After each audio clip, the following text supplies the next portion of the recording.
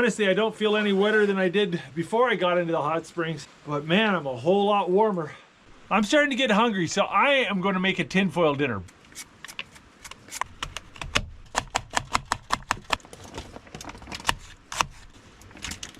Little salt, pepper, a little pork jowl bacon on there, green onion, and a whole bunch of cilantro.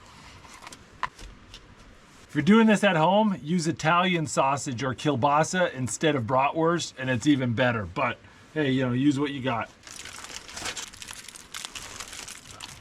Alrighty. Oh, I think the rain eased up. If I'm gonna make a fire, I better do it now.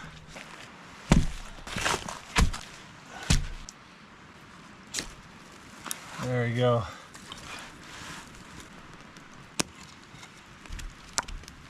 Even with the dry kindling, that fire isn't taking aggressively.